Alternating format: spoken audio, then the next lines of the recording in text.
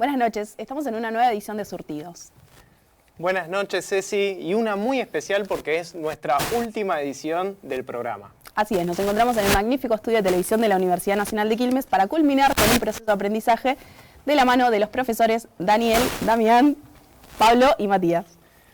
Como sabemos, estuvimos cursando todo el cuatrimestre la materia de producción audiovisual y hoy nos vamos a despedir en el programa. Ok, los saluda Franco y Cecilia para comenzar con el programa.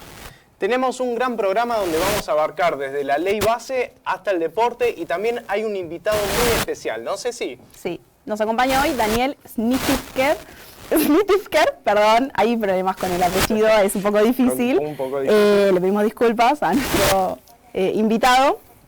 Bueno, ¿te parece si arrancamos? Dale, está bien. Empecemos con la ley base, ¿te parece? Dale.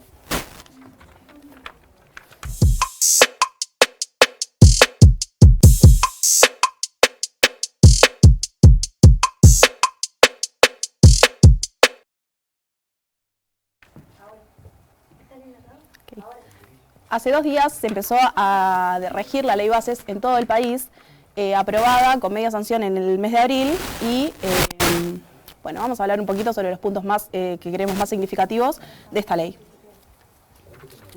Tenía 664 artículos originales, de los cuales luego del debate en enero y febrero de 2024 quedaron 234. Vamos a ir presentando algunos de los puntos más destacados, como por ejemplo, su aprobación fue el 28 de junio, con 147 votos a favor, 107 en contra y 2 abstenciones. Bien, comenzamos con las facultades delegadas. Este punto permite que por un año el presidente de la Nación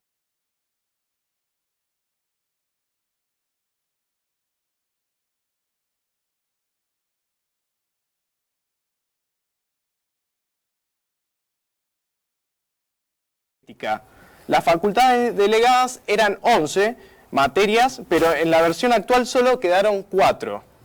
Avanzamos un poco con el régimen de incentivo a grandes inversiones. En este punto se le ofrecen a las grandes empresas beneficios para que lleven a cabo en el territorio argentino, digamos, inversiones, proyectos de toda esa rama de más de 200 millones de dólares. En este punto hay mucha controversia, hay muchas críticas porque, digamos, este artículo no contempla el cuidado del medio ambiente, no, digamos, uno de los beneficios que se le otorgan a las grandes empresas es que puedan importar maquinaria de industria sin que se le cobre ningún agregado. La inversión está dirigida a agroforestales, de infraestructura, de minería, energía y tecnología. En cuanto al paquete fiscal, se destaca que vuelve el impuesto a las ganancias, y esto afectaría a casi 1 millón de trabajadores. Solteros que tengan ingresos superiores a 1.8 millones de pesos brutos y para personas casadas con hijos con ingresos de 2.4 millones de pesos brutos. Se reduce el impuesto a bienes personales. Esto quiere decir que aquellos que posean una gran riqueza entre sus bienes deben pagar menos por poseerla. El blanqueo de capitales también desliza su límite y de ahora en más podés blanquear hasta 100.000 pesos brutos. Antes era 70.000 pesos brutos. Y Ceci, te pregunto, ¿cómo quedaron las privatizaciones? Las privatizaciones quedaron y vamos a verlas en detalle. Es una lista, ahí estamos presentando en pantalla una de las diapositivas que tenemos preparadas. Quedan fuera de la lista de privatización, que era lo que nos preocupa al pueblo argentino, Aerolíneas Argentina, El Correo Argentino y Radio y TV Argentina. Luego quedan, por otro lado, pueden llegar a ser privatizadas, mas no están siendo privatizadas en este momento, Intercargo, Aeropuerto, que son servicios de aeropuerto, discúlpame, Energía Argentina, Enarsa, Nucleoeléctrica Argentina y Yacimientos Carboníferos de Río Turbio. Por último, pueden llegar a ser privatizadas o concesionadas las empresas Trenes Argentinos, AISA, Belgrano Cargas y Logística y Corredores Viales. Durante la sesión en la que se aprobó la ley bases, surgieron enfrentamientos entre la Policía Federal y las fuerzas de seguridad, y los manifestantes fuera del Congreso. Esto trajo 33 personas detenidas y se inició un expediente en la Justicia Federal. Luego de la aprobación y de esta evidente manifestación dentro de algunas partes del pueblo argentino, hay opositores y para, digamos, el sector opositor, en relación a la ley bases y a los artículos detallados, nada, decidieron que se va a judicializar el impuesto a las ganancias porque le parece injusto que al pueblo trabajador se le sigan cobrando impuestos mientras que reducen los impuestos a bienes personales para personas que posean una gran riqueza. Entonces, hay otros puntos que van a ser mucho más difíciles de revertir si se quiere porque van a durar 30 años como el RIGI, que ofrece 30 años de estabilidad fiscal. Bueno, como ya mencionamos, hoy decidimos hablar sobre qué es esta ley base, ¿no? Y salimos también a las calles para preguntar qué es. Nuestra compañera Angie va a ir con el reportaje que hizo en las calles. Hoy venimos a preguntarles a la gente de Bernal qué piensan sobre la ley bases. Acompáñanos a conocer sus opiniones. Te quería preguntar si tenés idea de la ley bases, ¿conoces? Sinceramente no. No la conozco. Me suena, pero no lo conozco. La ley bases, en materia estrictamente laboral, que se discutió en Argentina y se sancionó en los últimos días, incluye varios puntos clave que han generado tanto apoyo por parte de los empresarios como controversia por parte de los trabajadores. Algunos de los puntos principales de esta reforma son el periodo de prueba, que se extiende hasta 1 año, la eliminación por sanciones al trabajo no registrado, el contrato de trabajadores independiente, el fondo de cese laboral, las facilidades para ocultar las relaciones laborales y la figura de colaborador, la tercerización laboral y las modificaciones en las licencias por embarazo, entre otros. Estos cambios, según los creadores de la ley, buscan modernizar el marco laboral argentino, pero han generado preocupación entre sindicatos y trabajadores por la posible precarización del empleo y la pérdida absoluta de los derechos laborales adquiridos. Parece que siendo una ley que afecta tanto a los trabajadores, hay tanto desconocimiento en la calle, ¿viste? Demasiado desconocimiento y poco trato en los medios nacionales y públicos. Claro, bueno, llamamos a Ángeles para ver qué opinión tenía sobre esto y para que incursione más sobre este tema. Gracias, Franco, así es. El tema que nosotros vamos a tratar hoy es un poco contarles los datos sobre el desempleo y ejemplificar con un tema de despidos de uno de los hospitales públicos. Si pueden pasar por favor las placas, tenemos los datos de desempleo. 7,7 subió el desempleo. Se estima que alrededor de 126.000 trabajadores perdieron sus puestos de trabajo formales y tanto en el sector público como en el sector privado, esto gracias a las políticas de este gobierno. Y bueno, tenemos para ejemplificar el caso del Hospital Posadas, en el cual se despidieron 100 personas aproximadamente de especialidades. El Hospital Posadas es un hospital de alta complejidad de la zona oeste en el que se atienden las demandas de la provincia de Buenos Aires. Y en este hospital se despidieron a 100 profesionales aproximadamente de ramas muy específicas y muy demandadas por la población, muy necesarias, como profesionales de cáncer, endocrinólogos, enfermeros y otros especialistas de antigüedad que no tenían faltas. Se los despidieron de manera cruel por email y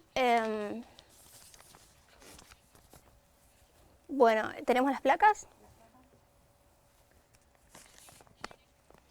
Okay. Y bueno, nada, ahora tenemos para mostrarles, con respecto al panorama del empleo a futuro, preguntamos a la gente. ¿Qué opinas sobre el punto que permite que los empleadores puedan tener personas en negro sin registrarlas? Me parece algo horrible porque en la actualidad Argentina, en vez de ser más solidario con el empleado, parece que lo quieren castigar, porque uno quiere buscar trabajo, estar en blanco y tener aportes jubilatorios. En vez de ayudarnos mutuamente, parece que quieren castigar al empleado. El empleado nunca en Argentina se deja pisotear y siempre quiere ser escuchado. No, para muchos debe ser negativo. En mi caso no me ha pasado, pero sí, he escuchado comentarios y sí, para muchos es bastante negativo porque a veces necesitan laburo y bueno, se quedan trabajando y no tienen certeza de si se van a quedar o no. Bueno, le pasó a una compañera, pero bueno, nosotros no entramos en negro. 3 meses por ahí uno no llega a demostrar todo lo que su potencial o lo que puede dar por la Pero empresa. tenés en cuenta que esa persona no va a tener los mismos derechos que un trabajador registrado, que va a tener que estar un año. ¿Tenés razón? Sí, Entonces, ¿cómo lo ves? sí, ahora sí, lo veo mal. ¿Lo ves? Sí, no Por una me parte, por beneficia. otra bien. Entonces, No beneficia a nadie. Agradecemos la recomendación de nuestra compañera Ángeles sobre este ámbito laboral de la ley Bases. Se notó mucho la desinformación en el público, en la calle, la gente que va a trabajar día a día, porque fue a hacer preguntas en una estación donde claramente todas las mañanas, todas las tardes, todas las noches hay gente transportándose a su trabajo diario. Para ampliar un poco en este panorama vamos a ver las palabras de Isabel Galarza. Nuestra compañera Milagros nos trae su testimonio. Isabel es secretaria general de la seccional de Varela, Berazategui de UTEDIC, que es el Sindicato de Trabajadores de Entidades Deportivas y Civiles, que nos habla más sobre las consecuencias de la nombrada ley. Vamos a ver un poco de este reportaje.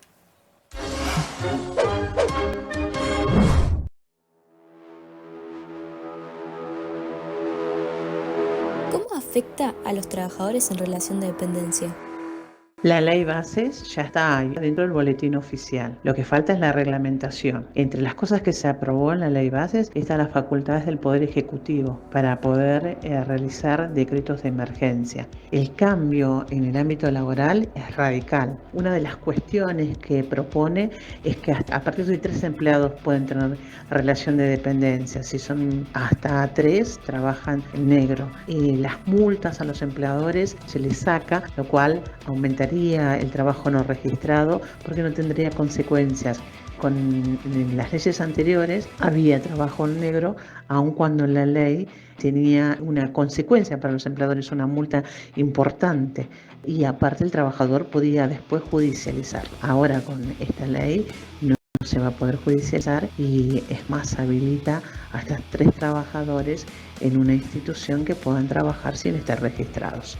La relación que tenía el empleador de responsabilidad con respecto a la integridad del trabajador tampoco está. Y con respecto a las indemnizaciones se va a establecer el sistema que utiliza la UOCRA.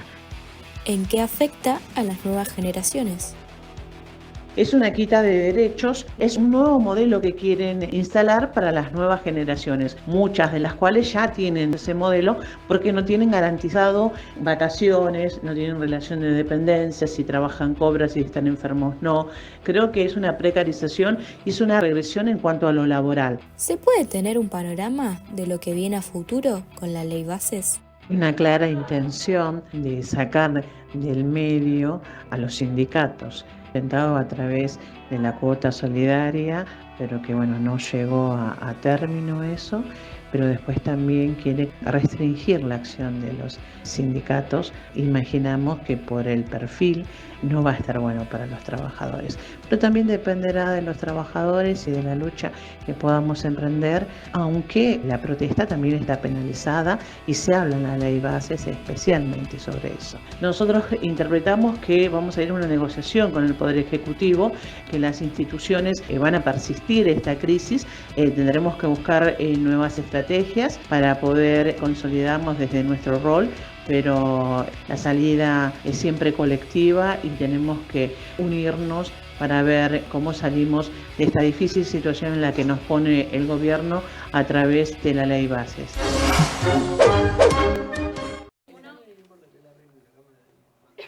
Bueno, Ceci, un panorama demasiado desalentador, ¿no? Sí, más que nada para nosotras que somos las futuras generaciones, que todavía no estamos, quizás algunos sí, quizás otros no estamos insertos en el ámbito laboral y el panorama no es nada alentador, realmente. Sobre todo uno de los aspectos que me llama más la atención es el trabajo no registrado.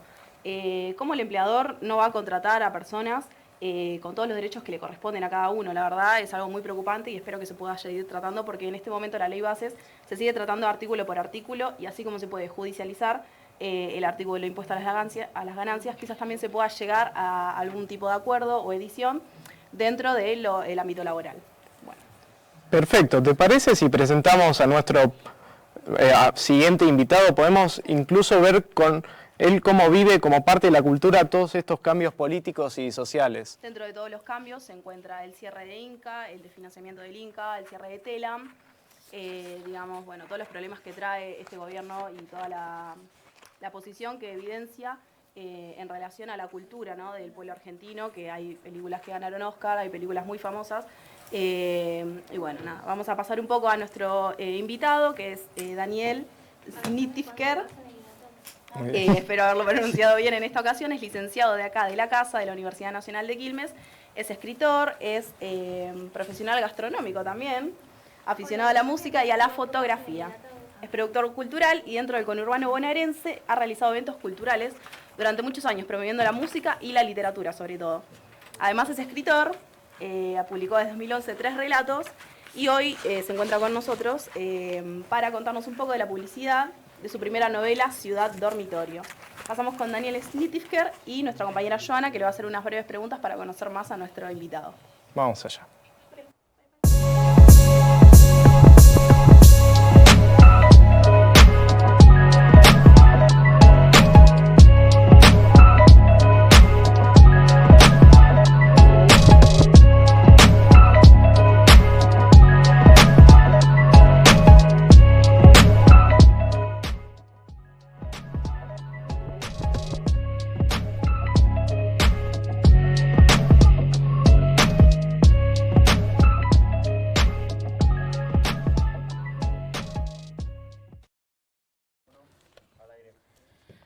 Hola Damián, ¿cómo estás? ¿Qué tal, Un Joa? gusto ¿Cómo estás? tenerte acá, muchísimas gracias por haber venido, por tomarte el tiempo para venir para acá. Bueno, primero que nada quería preguntarte a vos, teniendo en cuenta que sos un productor cultural, que estuviste haciendo un montón de proyectos y también sabiendo de primera mano la garra que le pones a todos los proyectos, ¿cómo ves vos la situación en Argentina con respecto a la cultura y el arte actualmente? Hay una situación crítica, desde que asumió este nuevo gobierno, la cultura y la educación parecen ser algo de segunda mano, algo desechable. Lo podemos ver con el desfinanciamiento de las universidades, todo el problema que generó no girar los fondos necesarios para el funcionamiento de las universidades nacionales. El intento de avance contra el Fondo Nacional de las Artes, que es un ente autárquico que se financia, se autofinancia, que finalmente, bueno, debieron dar marcha atrás.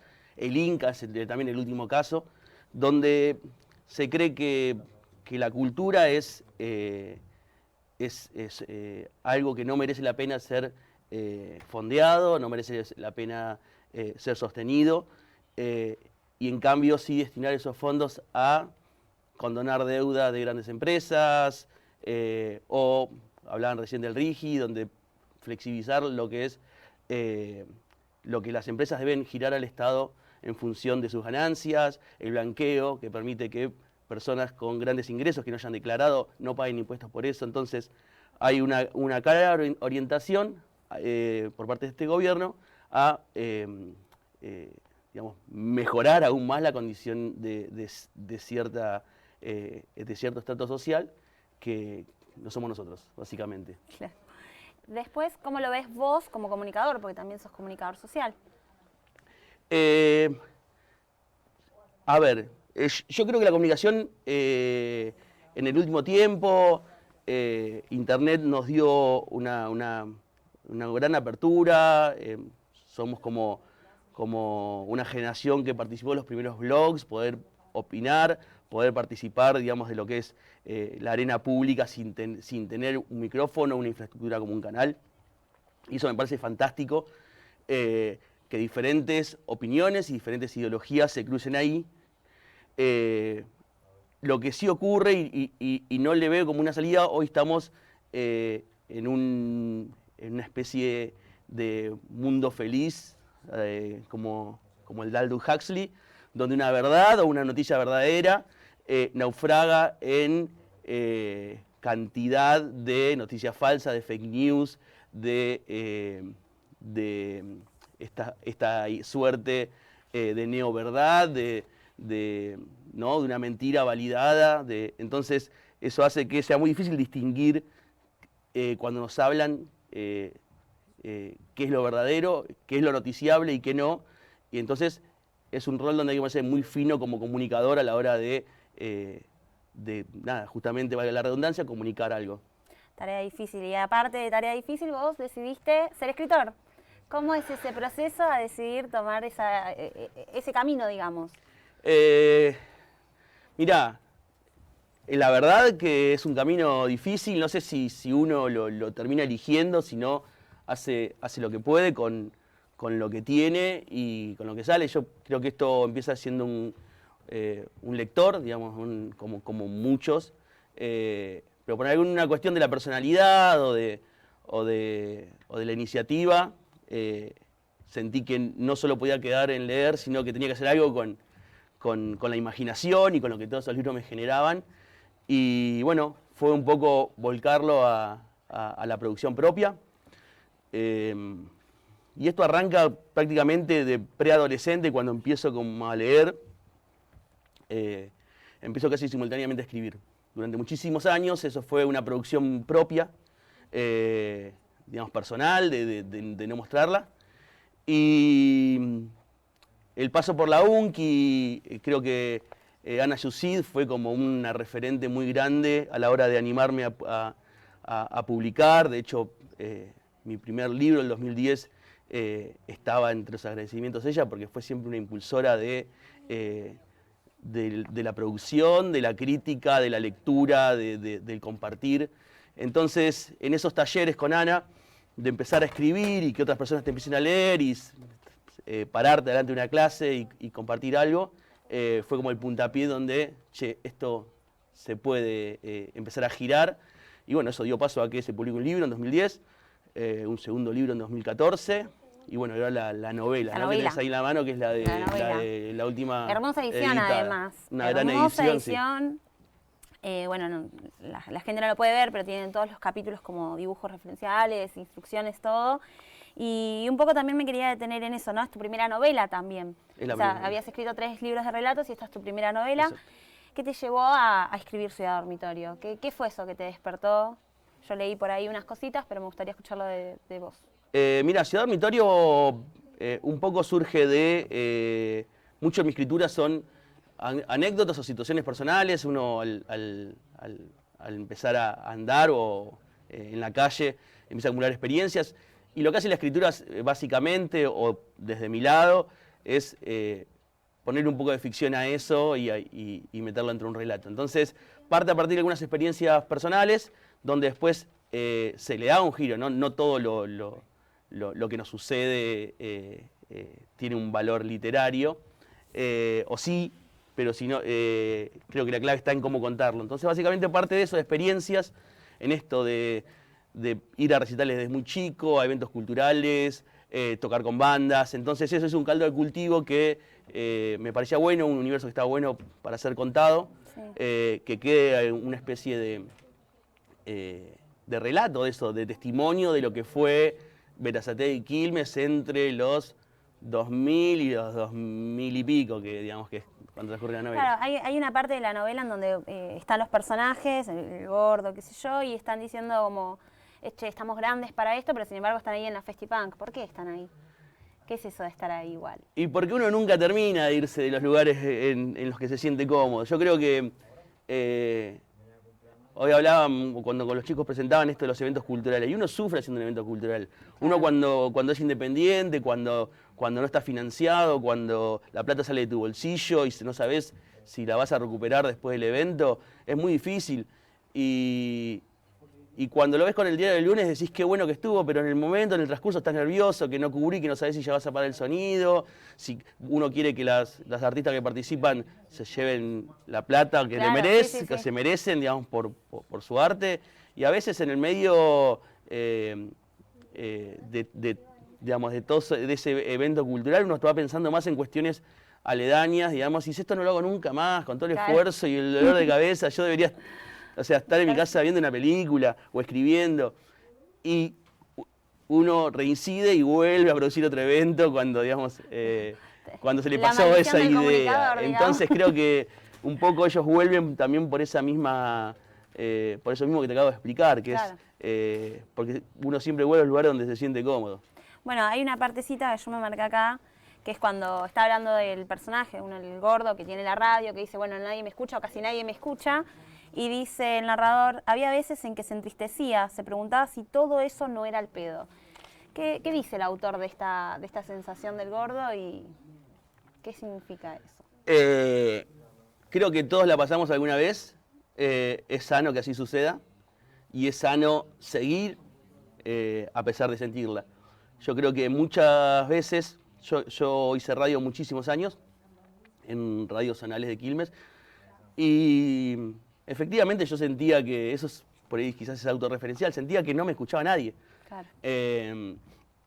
Yo empecé a hacer radio en el último año de secundario, donde la música la llevábamos en cassette, después pasamos a los CDs, después, unos años después llegó el MP3. Entonces, a mí había algo de seguridad que me daba la radio de antena, es que no tenés el contador de views en una pantalla.